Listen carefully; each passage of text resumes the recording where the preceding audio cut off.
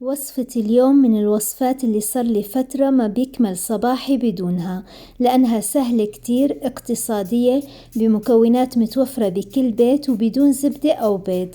مناسبة كتير للمبتدئين اللي حابين يجربوا يعملوا خبز بالبيت هش وطري، بيغنيكن عن الخبز الجاهز.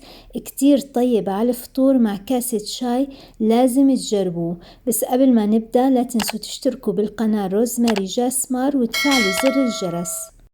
المكون المميز بهالخبز انه رح نحضره بالاعشاب. انا استخدمت الشبت المعروف بفوائده، وبتركيا مشهور باضافته للفطاير. فيكن تشوفوا طريقتي، رح اترك لكم الرابط بالوصف. لنحضر العجينة عندي كوب ونص حليب دافي، بضيف عليه ملعقة كبيرة ممسوحة خميرة مع ملعقتين كبار سكر. بحركهم وبغطيهم وبتركهم 10 دقايق حتى تتفاعل الخميرة، ولازم ننتبه يكون الحليب دافي لناخد نتيجة أفضل.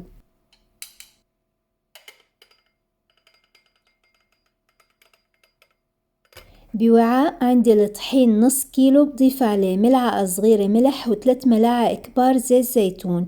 وعندي حزمة الشبت اللي قطعتها بعد ما غسلته واستنيت لينشف كتير منيح. رح ضيف جزء داخل العجينة، جزء رح ضيفه على وجه الخبز بعد التشكيل. هلأ بحال ما توفر الشبت أو ما حبيتوا تستخدموه، ممكن تستبدلوه بأي نوع أعشاب مثل الروزماري والزعتر الأخضر. هون عم أعجن بالخلاط الكهربائي، وممكن تخلطوا بالمضرب العادي بالإيد. ومهم نضيف الحليب بالتدريج ونكمل عجن. ممكن تفرق معكم كمية الطحين حسب نوعه.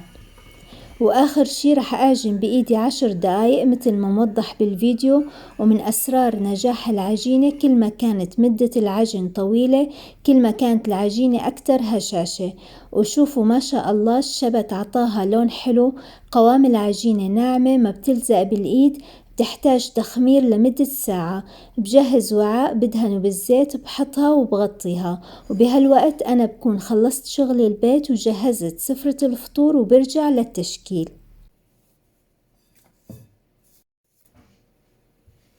وبعد ما اختمرت العجينة بمكان دافي وتضاعف حجمها، بدي بلش بالتشكيل.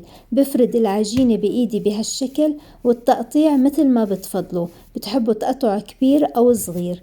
أنا حبيت أقطع بهالطريقة لأني بحب يكون حجم القرص صغير. بقطعهم وبكورهم، بحطهم على صينية ليكونوا جاهزين عندي، وبغطي لحتى ما تنشف العجينة معنا. حبيت طول اللقطات بالفيديو حتى أوضح لكم أدق التفاصيل بطريقة التشكيل.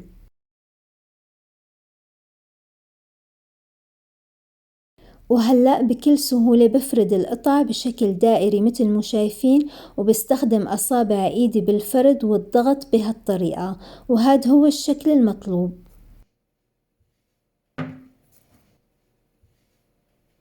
بجهز صينية الفرن مدهونة بشوية زيت، وبنقل عليها الخبز. بخلي مسافة بين القطع لأنه رح نرجع نغطيهم يخمروا 10 دقايق.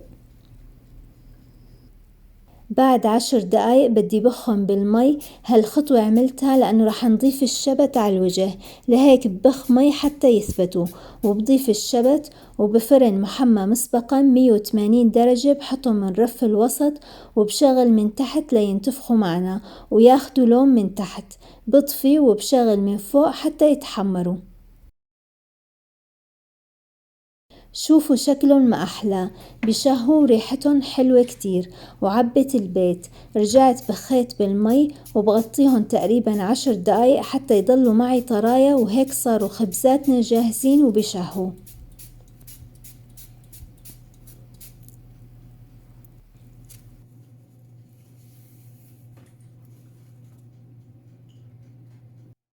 خبروني حبيتوا الطريقة ورح تجربوها، وشو الخبز المفضل عندكم للفطور.